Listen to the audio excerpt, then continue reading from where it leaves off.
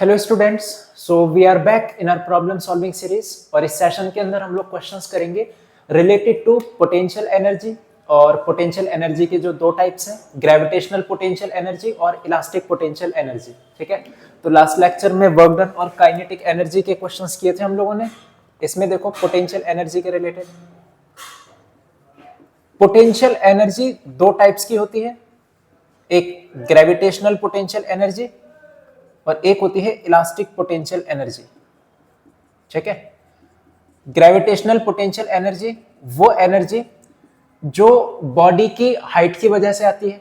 कोई body height पर रखी है, उसके पास जो एनर्जी होगी उसको बोलेंगे हम लोग mgh। ये पता होगी, तुम लोग छोटी क्लास में पढ़ते हो पोटेंशियल एनर्जी का फॉर्मूला mgh। जो इलास्टिक पोटेंशियल एनर्जी होती है ये इलास्टिक बॉडी में आएगी। इलास्टिक बॉडी यानी जिनको स्ट्रेच किया जा सके, जैसे रबर बैंड हो गई और स्प्रिंग हो गया, ऐसे जो बॉडीज होती हैं वहां पर होती है इलास्टिक पोटेंशियल एनर्जी। मान लिया मेरे पास एक स्प्रिंग है और इससे एक मास कनेक्ट है। इस मास को हमने पकड़ा और स्ट्रेच कर दिया। कितना डिस्टेंस? x distance.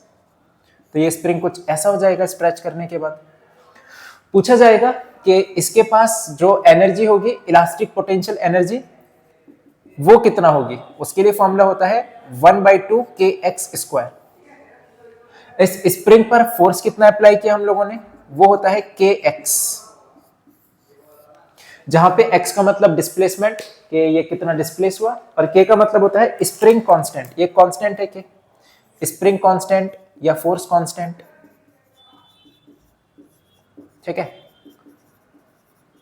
ये हो गया। और कई बार ऐसा होगा कि हमें क्वेश्चन में गिवन होगा कि स्टार्टिंग में स्प्रिंग पहले से ही खिंचा हुआ था। मान लीजिए ये स्प्रिंग रखा है, नॉर्मल रखा है, ये इसको भी स्ट्रेच नहीं किया हम लोगों ने, इसको कुछ डिस्टेंस स्ट्रेच किया। कितना डिस्टेंस? x1 डिस्टेंस हम लोगों ने इसको स्ट्रेच कर दिया। ये इसकी मेन पोजीशन हो गई। फिर इसको x1 से x2 और ज्यादा स्ट्रेच कर दिया। तो x1 से x2 स्ट्रेच करने में कितने वर्क डन की जरूरत पड़ी, ऐसा पूछा जाएगा। फॉर्मूला सेम रहेगा, वर्क डन मतलब एनर्जी होता है, तो energy equals to half k x2² minus x1², ये बन जाएगा। ठीक है, तो जब स्प्रिंग को x1 से x2 डिस्टेंस तक स्ट्रेच करेंगे तो उसके पास जो एनर्जी होगी वो ये होगी।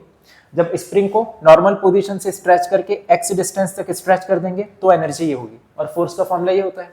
ठीक, मैकेनिकल एनर्जी की बात करें हम लोग, काइनेटिक और पोटेंशियल इन दोनों का सम होता है mechanical energy. Mechanical energy equals to kinetic energy plus potential energy.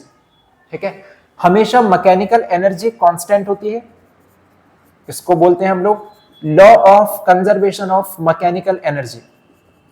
किसी भी बॉडी के लिए मैकेनिकल एनर्जी हमेशा कांस्टेंट रहेगी। काइनेटिक और पोटेंशियल चेंज हो सकती है। काइनेटिक कन्वर्ट हो जाती है पोटेंशियल में, या कई बार पोटेंशियल कन्वर्ट हो जाती है काइनेटिक में, बट जो इनका सम होगा मैकेनिकल एनर्जी वो हमेशा कांस्टेंट रहेगा, यानी कंजर्व रहेगा। तो इन फॉर्मूलाज को नोट करो, फिर क्वेश्चंस पे चलते हैं।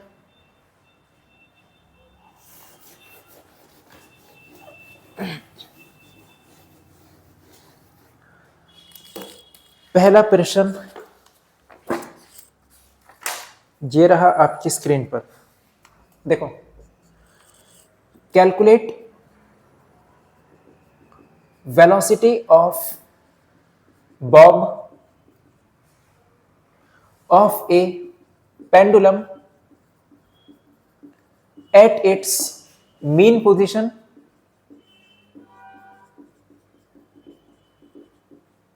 if it is able to rise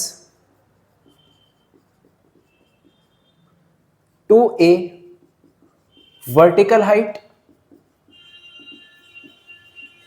of 10 centimetre.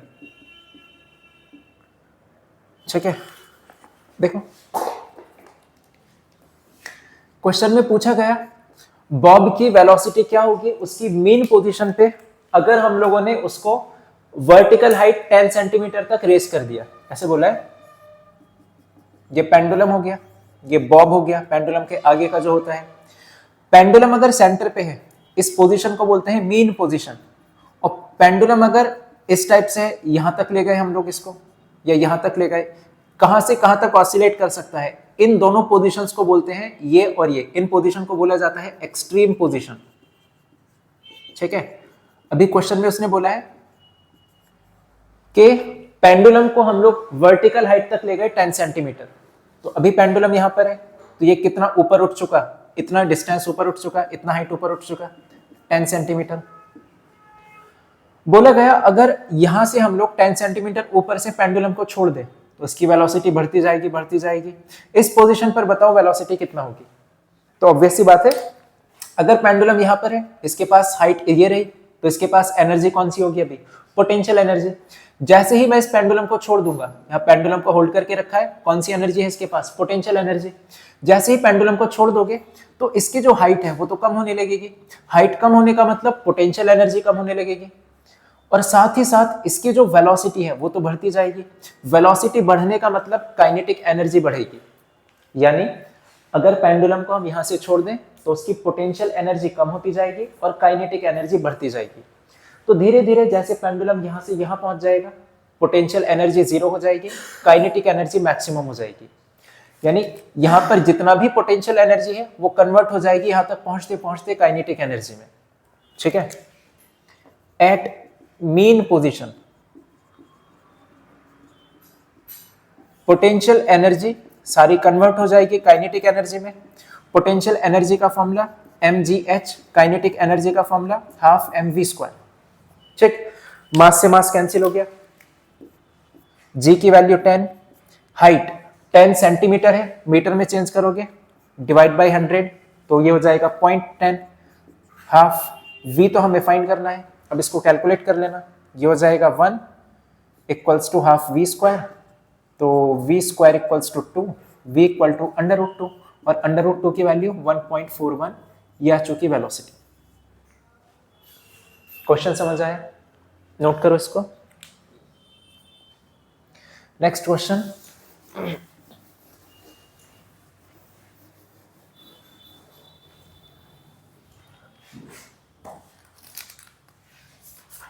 बोला गया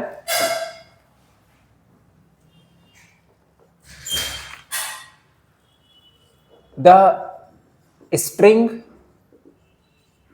of pendulum is 2 meter long. The bob is pulled sideways so that string becomes horizontal.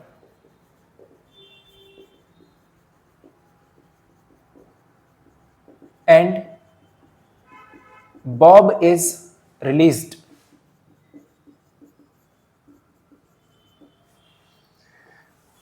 What is the speed with which bob arrives at lowest point? ठीक,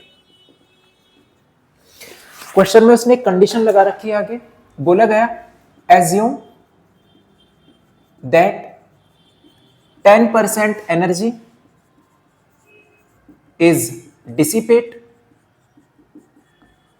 due to air resistance. ठीक है, देखो समझना question को, similar question है एकदम। एक Bob है, उसको हमने एक स्ट्रिंग के थ्रू बांध दिया और उस स्ट्रिंग की लेंथ कितना दे रखी है, 2 मीटर। अब क्या किया, इस बॉब को पकड़ा हमने और इसको ऐसे साइड वाइज यहां तक ले गए और इस स्ट्रिंग को पूरा हमने हॉरिजॉन्टल कर दिया। बॉब को पकड़ा और ये भी स्ट्रिंग वर्टिकल है, इसको हम लोग ऐसे करके हॉरिजॉन्टल तक ले गए, ये लिखे ये वाली line, the string becomes horizontal and then bob is release. इसको पकड़ा यहां तक ले गए, ठीक है, और फिर हम लोगों ने क्या किया, इसको छोड़ दिया। जैसे इसको छोड़ देंगे ये नीचे आ जाएगा वापस। अब जब ये नीचे आएगा तो ऑब्वियस सी बात है पोटेंशियल एनर्जी कम होगी और यहां तक पहुंचते पहुंचते काइनेटिक एनर्जी में कन्वर्ट हो जाएगी। तो जितना भी पोटेंशियल एनर्जी है इस बॉब की वो सारी कन्वर्ट हो जाएगी यहां तक आते आते काइनेटिक एनर्जी में। ठीक है, potential energy equals to kinetic energy, but आगे उसने कंडीशन लगा दी, बोल दिया कि 10% जो है एनर्जी वो लॉस हो जाएगी एयर रेजिस्टेंस की वजह से। तो यहां जो भी पोटेंशियल एनर्जी है उसका 10% हटा दो, बचेगा कितना 90%। तो इस पोटेंशियल एनर्जी का 90% कन्वर्ट होगा काइनेटिक एनर्जी में। ये बात clear? 90% of potential energy equals to kinetic energy. अब इसके बाद की कहानी सिंपल है, 90% of potential energy equals to kinetic energy, सबके फॉर्मूले डाल दिए, m से m कैंसिल हो गया, g की वैल्यू हमें याद होती है 10, हाइट। अब जब इस बॉब को हम हॉरिजॉन्टल ले जाएंगे तो ये तो ऐसे हो गया, तो कितना हाइट ये ऊपर चला गया, जितना इस लेंथ की स्ट्रिंग होगी कितना है, जितना इस स्ट्रिंग की लेंथ होगी 2 मीटर है, तो हाइट भी कितना हो जाएगी 2 मीटर, h की जगह पे 2, v हमें जानना है, कैलकुलेट कर लेना, आंसर आ जाएगा। 0 से 0 कैंसिल, 0 से 0 cancel, 2 to 4 9, v equals to under root 9 into 4, 9 का अंडर रूट 3, 4 का अंडर रूट 2, आंसर आ जाएगा 6 मीटर पर सेकेंड। बात क्लियर? इसको नोट करना। एक और क्वेश्चन देखते हैं ऐसा, बस कुछ नहीं करना इन क्वेश्चन में, पोटेंशियल एनर्जी कन्वर्ट होती है काइनेटिक में, या कई बार हो सकता है काइनेटिक कन्वर्ट हो जाए पोटेंशियल में। अगला question,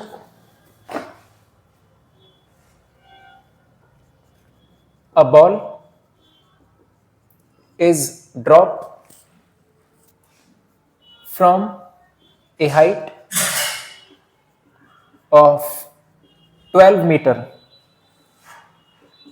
it loses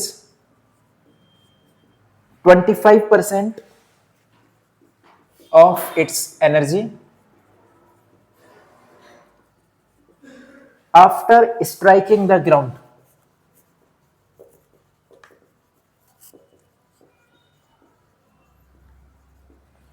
Find the height to which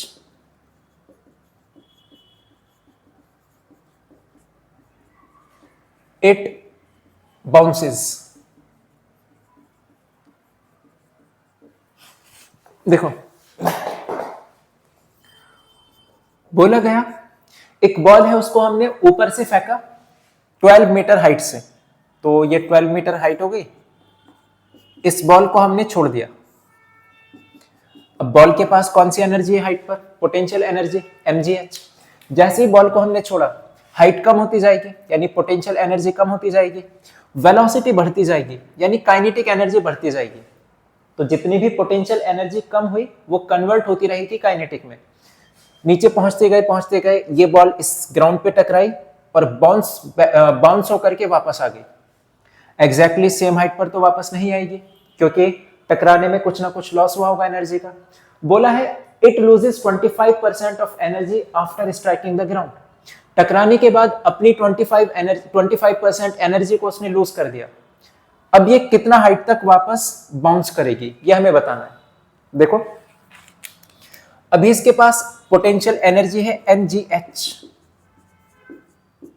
ठीक है, बॉल का मास नहीं given. A ball is rest is drop from a height of, चलो कोई नहीं कट जाएगा ये आगे आके, मास नहीं गिवन क्वेश्चन में। g की वैल्यू 10, हाइट 12, तो पोटेंशियल एनर्जी कितना हो जाएगी 120 m। अब इस पोटेंशियल, यही पोटेंशियल एनर्जी है जो यहां तक पहुंचते पहुंचते सारी कन्वर्ट हो जाएगी किसमें, काइनेटिक में। At lowest point just before striking the ground, जमीन से जस्ट टकराने से पहले जो काइनेटिक एनर्जी होगी वो पोटेंशियल एनर्जी के इक्वल होगी। कितना होगी 120 m। ये निकाल दी हमने। जैसे बॉल को छोड़ा वेलोसिटी बढ़ती जाएगी, यहां पर चेक किया जस्ट टकराने से पहले काइनेटिक एनर्जी कितना होगी 120 m। अब इस काइनेटिक एनर्जी का 25% तो लॉस हो चुका, बचेगा कितना 75%। उस 75% एनर्जी की वजह से ये बॉल वापस से ऊपर आएगी, इधर दिखा देता हूं, ये बॉल वापस से ऊपर आएगी, एग्जैक्ट सेम हाइट तक नहीं पहुंच पाएगी, मान लिया बस यहां तक पहुंच पा रही है, एच डैश कर लो इसको। बॉल के पास एनर्जी कितना है, काइनेटिक एनर्जी का 25%, काइनेटिक एनर्जी ये रही, इसका 75% निकाल दो, क्योंकि 25% लॉस हो गई तो बचेगी कितना, 75%। यहां पे काइनेटिक एनर्जी का 75% किसमें कन्वर्ट हो जाएगा, पोटेंशियल में। इस बार देखो ना, बॉल ऊपर जा रही है, बॉल ऊपर जाने का मतलब हाइट बढ़ी, और हाइट बढ़ने से पोटेंशियल एनर्जी बढ़ेगी, और इसकी वेलोसिटी पे क्या फर्क पड़ेगा, ऊपर जाती जाएगी, वेलोसिटी कम होती जाएगी, यानी काइनेटिक एनर्जी कम होती जाएगी। इस केस में क्या हुआ, जो भी काइनेटिक एनर्जी थी वो कन्वर्ट हो जाएगी सारी पोटेंशियल एनर्जी में, ठीक है। तो 75% ऑफ काइनेटिक एनर्जी ये कन्वर्ट हो जाएगा पोटेंशियल एनर्जी, यानी mgh डैश में। सेकंड केस के लिए लगा है h dash, 75% of kinetic energy equals to mgh dash. Cancel out करो इसको, m से m कैंसिल हो जाएगा, g की वैल्यू 10 होती है, h डैश हमें फाइंड करना है, 25 3 जा 25 4 जा 3/4, 0 से 0 कैंसिल हुआ, 4 3 जा 12, 3 3 जा 9, ये आ गया हमारा आंसर। समझ आ रहा है ये कैसे पोटेंशियल एनर्जी कन्वर्ट हो रही है काइनेटिक में, और कैसे काइनेटिक कन्वर्ट हो रही है पोटेंशियल में, तो इसको नोट करो।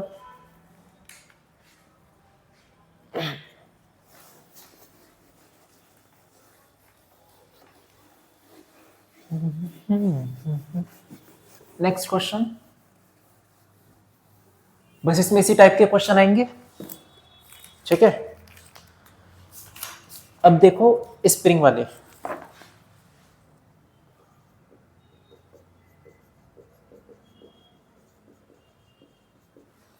the length of wire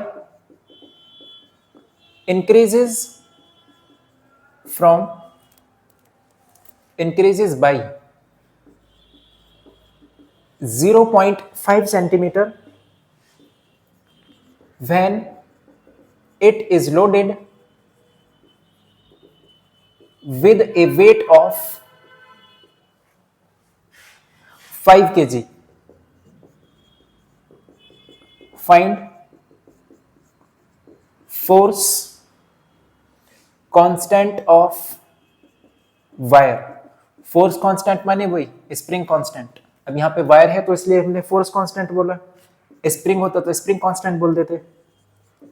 work done in stretching wire, ठीक है। देखो एक वायर है, उसको स्ट्रेच कर दिया कितना, 0.5 सेंटीमीटर, तो ये किसकी वैल्यू दे रखी है, जितना उसको स्ट्रेच किया, यानी x गिवन है हमें 0.5 सेंटीमीटर, मीटर में चेंज करना है इसको, डिवाइडेड बाय 100, ये हो जाएगा 0.005 मीटर, ठीक है। When it is loaded with a weight of 5 kg, find force constant of wire. के हम लोगों को फाइंड करना है, मास क्वेश्चन में गिवन है 5 kg। फॉर्मूला बताया था तुम्हें एकदम स्टार्टिंग में, F equal to k x, F मतलब force, Newton second law, F equal to m a, और A मतलब एक्सीलरेशन, जो कि यहां पर कितना होगा G, क्योंकि एक वायर से हम लोगों ने, ये वायर हो गया, ये मास हो गया, तो इसका वेट लगेगा ना नीचे mg, ठीक है। तो mg equals to k x, मास कितना है 5, G 10, K की वैल्यू फाइंड करनी है, x है 0.005,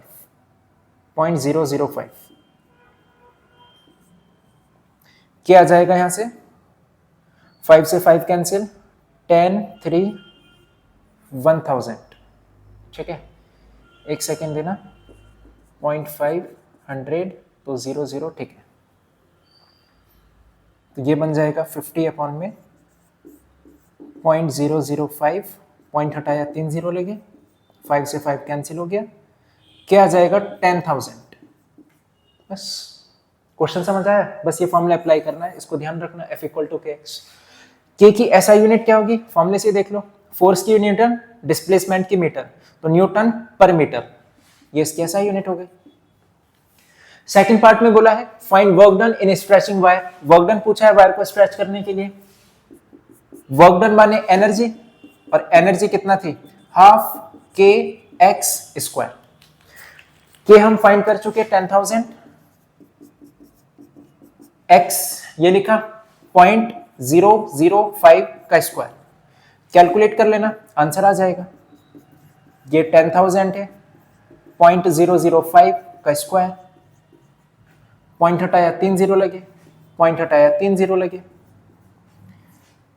4 जीरो से 4 जीरो कैंसिल, 5 से 20 और ये आ जाएगा 5/40। ठीक है, इतना जूल। ये क्लियर? यही पोटेंशियल एनर्जी हो जाएगी, इलास्टिक पोटेंशियल एनर्जी, और इसी को बोल दिया जाएगा वर्क डन। ठीक है, इसको नोट करो।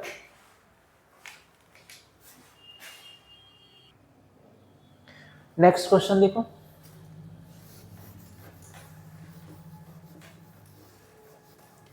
एक लास्ट क्वेश्चन और देखते हैं बस इसका,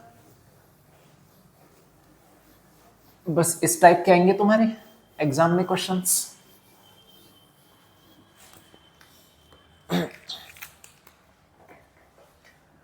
बोला गया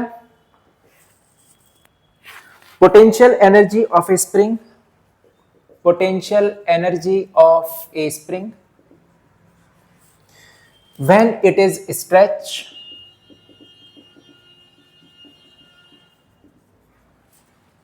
through a distance x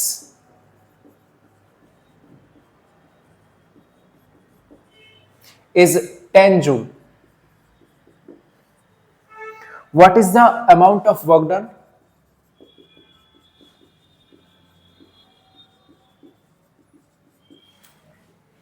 on the same spring